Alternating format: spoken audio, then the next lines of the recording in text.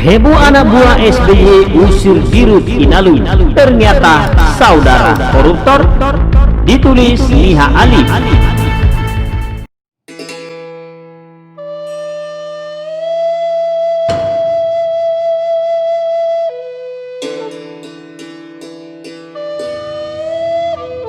Mulai ngerti, oh di sini saya udah mulai ngerti. Kalau masih ada yang main-main, sekali lagi yang gigit saya sendiri lewat cara saya.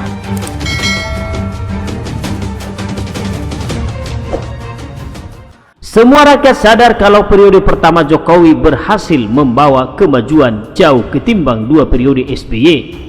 Apalagi di periode kedua ini bersih-bersih koruptor dan mafia dilakukan lebih masif lagi. Tak hanya menyasar raksasa tambang asal USA, raksasa tambang Brazil juga berhasil dieksekusi. Pantas saja pendukung Pepo merasa kepanasan tak terima dengan gebrakan spektakuler Jokowi. Buntutnya, emosinya meledak saat rapat dengan Dirut Inalum. Padahal tak ada angin tak ada hujan, kenapa soal kelengkapan data membuat kader Demokrat berang? Hal yang seharusnya ditanyakan baik-baik malah dibuat heboh dengan ancaman pengusiran. Apakah keanehan kader Demokrat ini sengaja untuk menutupi bobrok pimpinannya yang bisanya hanya baper? Sebelumnya diberitakan Kompas.com rapat dengar pendapat antara Komisi 7 DPR RI dan Holding BUMN Tambang pada Selasa 30 Juni 2020 berlangsung panas.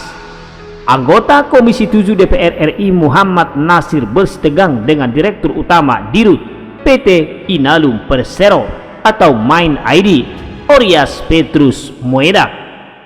Sejak awal Muhammad Nasir memang kerap melakukan interupsi ketika Oryas Petrus Moedak menjawab pertanyaan anggota DPR yang lain. Buntutnya politikus Partai Demokrat itu meminta bos Inalum keluar dari ruang rapat. Perdebatan panas itu bermula ketika Oryas menjelaskan mengenai refinancing terkait utang Inalum sebagai salah satu strategi pendanaan setelah mengambil alih PT Freeport Indonesia. Refinancing dilakukan dengan cara menerbitkan obligasi global sebesar 2,5 miliar US atau setara 37,5 triliun dengan catatan kurs sebesar Rp15.000. Menurut Oryas, dana tersebut akan digunakan untuk membayar utang yang telah jatuh tempo sebesar 1 miliar dolar. Adapun sisanya akan digunakan untuk mengakuisisi saham PT PAL Indonesia, juga membantu membayar pinjaman anak usaha di holding lainnya. Ketika mendengar penjelasan Oryas, Nasir merasa tidak puas. Nasir kemudian kembali bertanya kepada Oryas soal skema refinancing dan jaminan atau pinjaman yang diperoleh perusahaan plat merah tersebut. Oryas menyebut tidak ada jaminannya, pasalnya baik pemberi pinjaman maupun Inalum percaya dapat melunasi pinjaman tersebut. Mendapat jawaban itu, Nasir kembali tak puas. Ia mengaku khawatir 3 perusahaan lain akan menjadi korban. Artinya, kata Nasir, perusahaan yang ada di holding BUMN Tambang hanya akan menjadi sapi perah untuk membayar utang-utang Inalum. Karena itu, legislator asal Riau itu pun memberikan saran agar membentuk panitia khusus atau pansus terkait Inalum. Rapat kemudian berlanjut, anggota DPR yang menjadi peserta rapat lainnya turut berbicara. Tapi beberapa jam kemudian Nasir kembali angkat bicara. Kali ini Nasir mempersoalkan data atau bahan rapat yang dibawa oleh perusahaan BUMN yang hadir dalam RDP tersebut. Nasir menyinggung bahan-bahan yang dibawa untuk rapat tidak lengkap. Itu yang kami khawatirkan, makanya kita minta data detailnya. Kalau Bapak sekali lagi gini, saya suruh Bapak keluar dari rapat, kata Nasir. Mendengar ucapan anggota dewan itu, Oryas tak diam. Ia menimpalinya. Kalau Bapak suruh saya keluar, ya saya keluar, ucap Oryas. Ya, Bapak bagus keluar karena nggak ada gunanya Bapak rapat di sini. DPR ini bukan buat main-main. Anda bukan main-main di sini, kata Nasir dengan nada tinggi. Saya nggak main-main, jawab Oryas. Jadi Anda kalau rapat harus lengkap bahannya, enak betul Anda di sini. Siapa yang naruh Anda di sini? Percuma naruh orang kayak gini, ngerti? Kurang ajar Anda, ujar Nasir masih dengan nada tinggi. Kurang ajar Anda di sini, kalau Anda nggak senang Anda keluar. Kau pikir punya saudara kau ini semua? Sambungnya lagi. Wakil Ketua Komisi 7 DPR RI Alek Noerdin selaku pimpinan rapat kemudian menengahi. Selanjutnya, anggota Komisi 7 DPR lainnya giliran memberikan pandangan. Berita kelakuan anak buah SBY ini sungguh sangat memalukan. Di tengah perjuangan negara untuk mengembalikan kekayaan alam yang diolah asing ke tangan Ibu Pertiwi, harus diganjal orang bernama Nasir. Kenapa harus ribut dengan Dirut Inalum?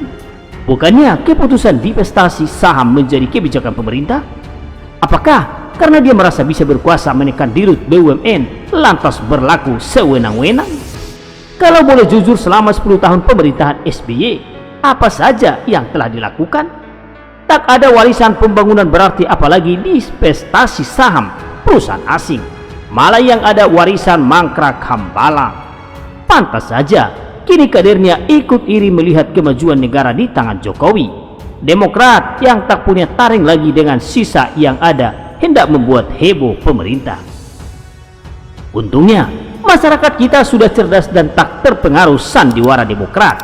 Netizen malah ngercek membongkar profil Nasir yang tak lain adalah saudara Nazarudin. Dirinya diungkit-ungkit sebagai saudara koruptor yang tak memiliki tata krama pada orang lain. Dalam hal ini Dirut Inalum. Rupanya rasa frustasi akan kehebatan seorang Jokowi tak hanya dirasakan ex-ketum Partai Mersi, tapi juga bawahannya. Untungnya Dirut Inalum tak terpancing ikutan emosi, tapi menjawab apa adanya. Lewat Jokowi, Tuhan tak hanya ingin menjadikan Indonesia lebih maju, tapi juga menunjukkan kebobrokan dari ex-presiden sebelumnya. Begitulah kura-kura.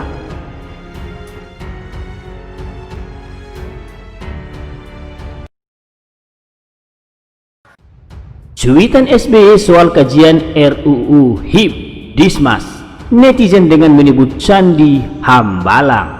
Ditulis Widodo SP. Terkait ramai soal RUU haluan ideologi Pancasila atau HIP yang membuat beberapa kelompok tertentu terkesan mendadak insaf dengan melakukan demonstrasi membela Pancasila, ada cuitan dari Pak Mantan dengan gaya khasnya.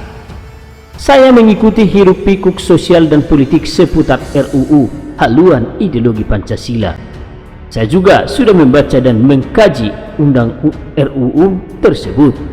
Tentu ada pendapat dan tanggapan saya, namun lebih baik saya simpan agar politik tidak semakin panas. SBY. Seperti biasa, SBY tidak terlihat seperti sosok yang pernah menjadi Presiden Republik Indonesia.